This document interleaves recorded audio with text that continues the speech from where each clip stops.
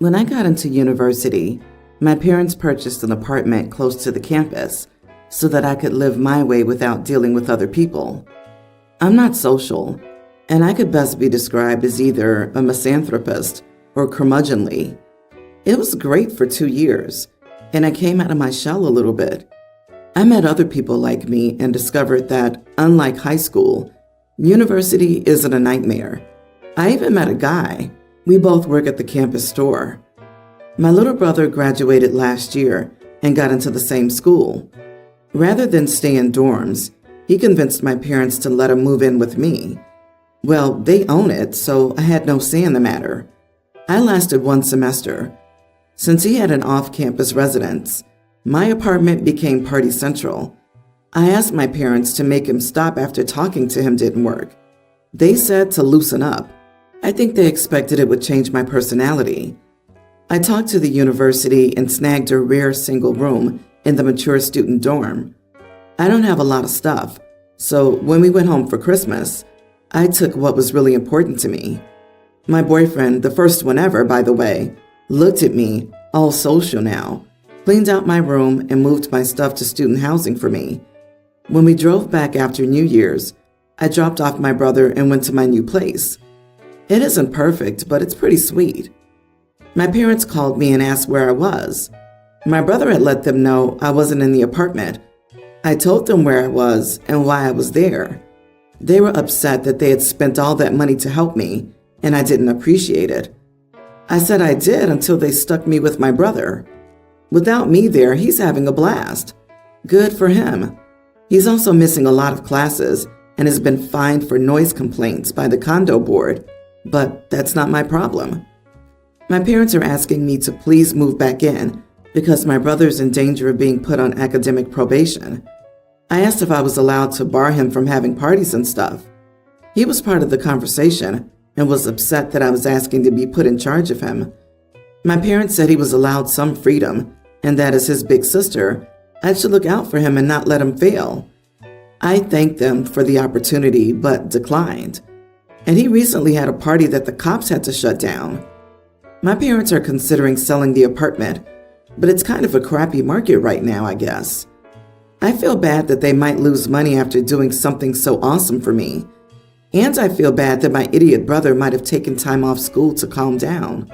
But I don't think I'm the idiot. They all do, though. Not the idiot.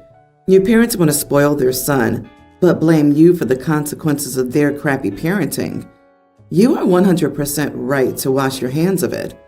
They would rather you live with him and clean up his mess than enforce some boundaries or consequences on his behavior and ensure you both have an environment where you can thrive.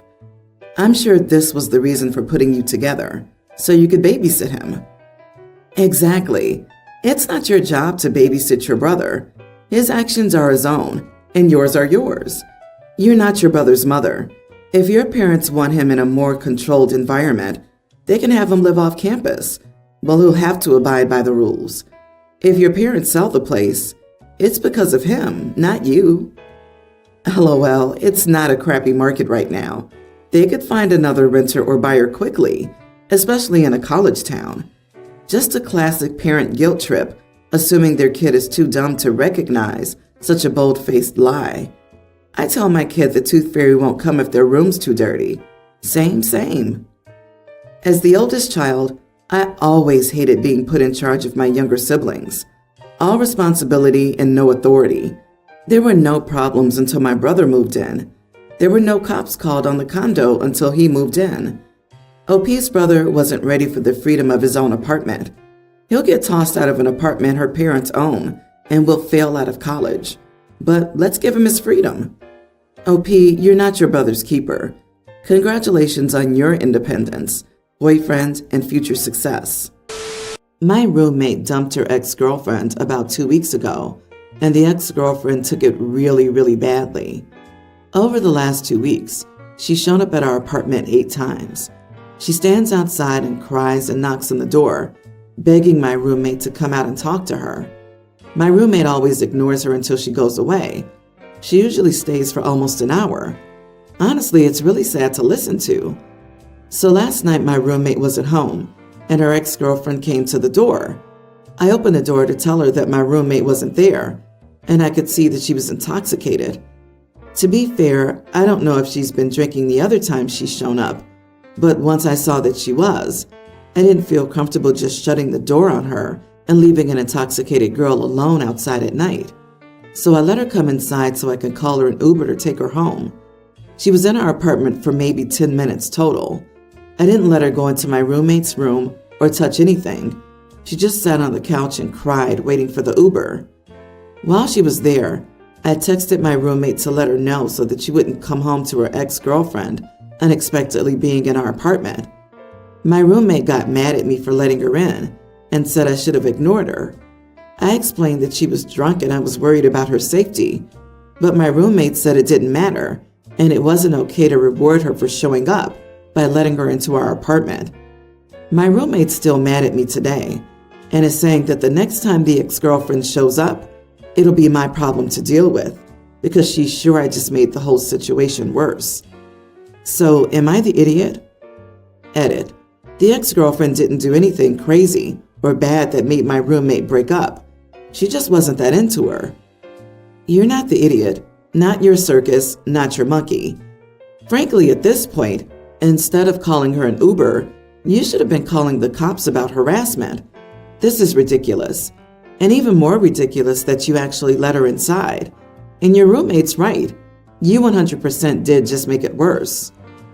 Agree. You should have called the cops. You're enabling her. This is not harmless behavior. She's stalking and you're contributing to it. Next time, slam the door shut in her face and call the cops immediately. Stop letting your lack of boundaries put others at risk. Excuse me? You make it seem like OP's decision came from a bad place. I could understand the concern for safety. In my opinion, the real idiot is the roommate. The ex had shown up so many times before, and she just ignored the situation. Why didn't the roommate call the cops for harassment instead of just ignoring it?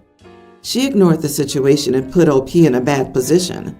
The roommate should handle her business and not subject the people she lives with to her relationship issues.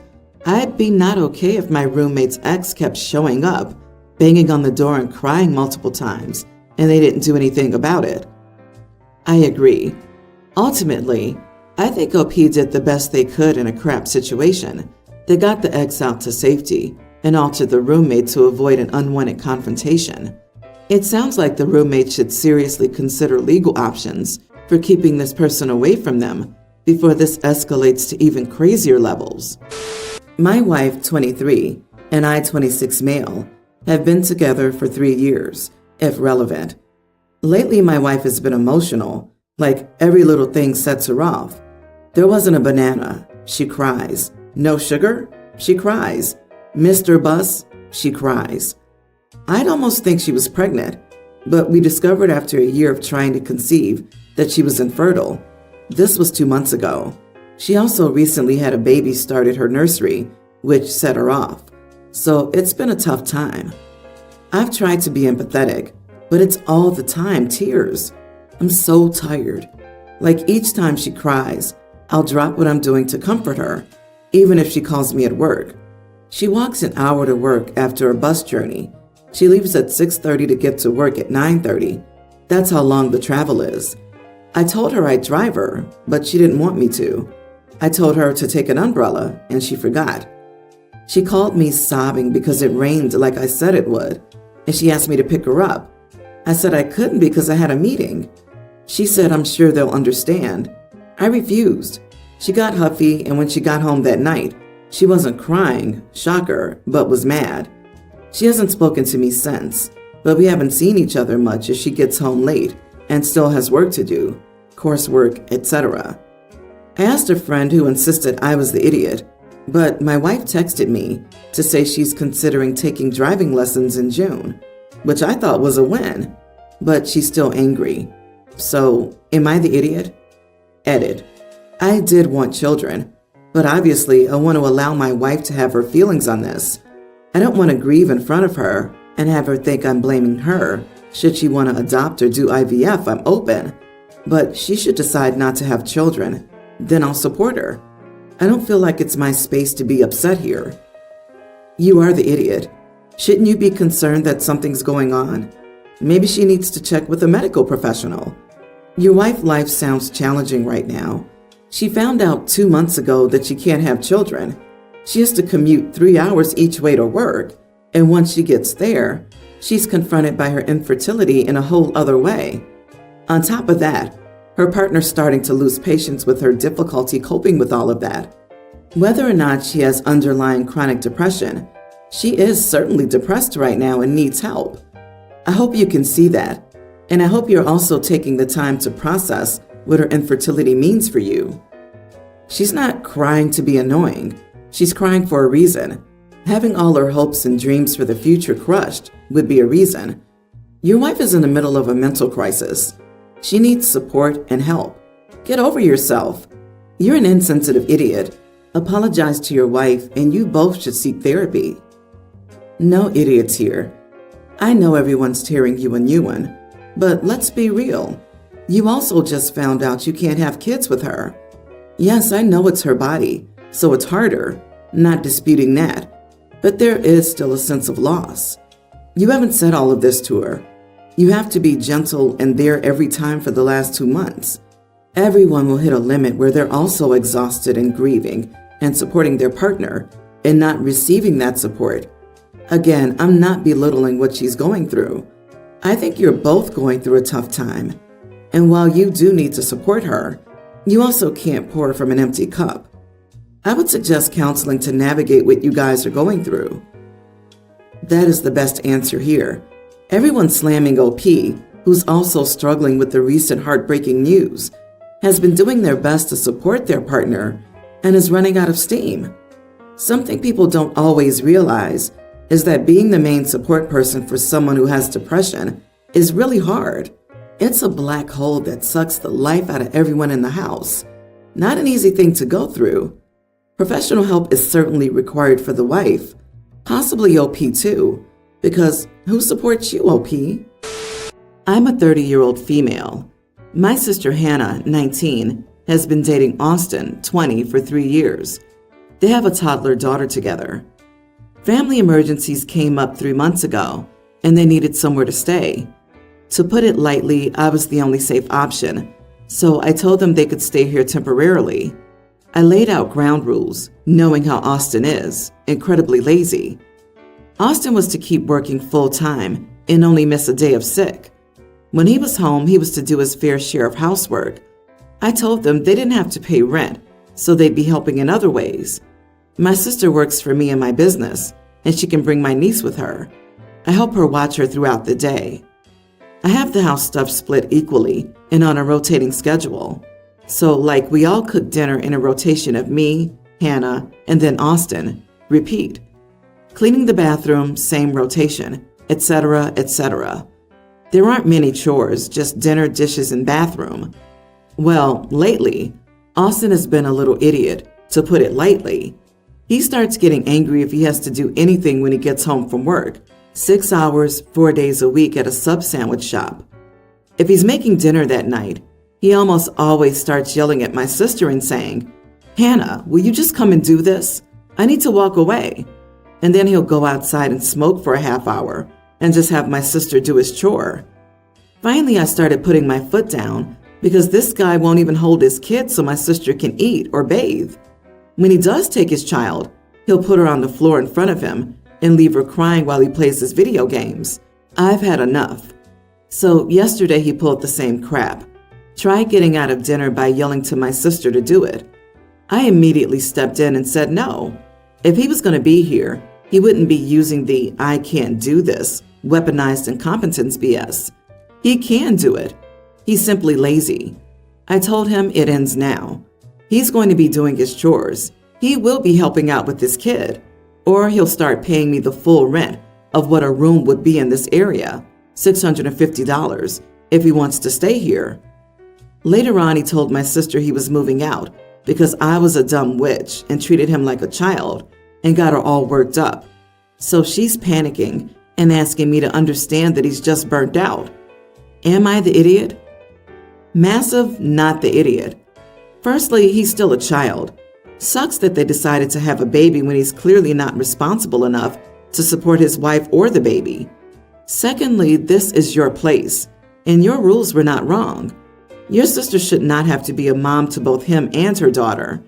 Lastly, he's an idiot for behaving like this. Call his bluff. Tell him he has 2 weeks to be out of the house. My sister had an Austin a decade ago. I can only hope she comes to her senses and leaves this idiot. A lot of people date in Austin at one point or another. It's just regrettable that OP's sister ended up pregnant by one. OP, talk with your sister. Would it really be the worst thing if this man moved out? He yells at her. He curses at her. He's neglectful of their child. It sounds like life would be much more peaceful if your sister and niece stayed with you and he moved far away. It's clear she's not ready to see him as a bad guy. Just suggest that he move out. Maybe living somewhere else for a while will give him the break he needs. She might be open to the idea if it's just temporary. Then if your sister can get some space from him, she'll realize that her life is better without him. It must be heartbreaking to see your sister settle for this. Have you talked to your sister about the relationship they have? Any idea what she sees in someone who behaves uncaringly towards her and her child? I have a feeling that there will be the same issues 5, 10, 20 years from now, and just another guy.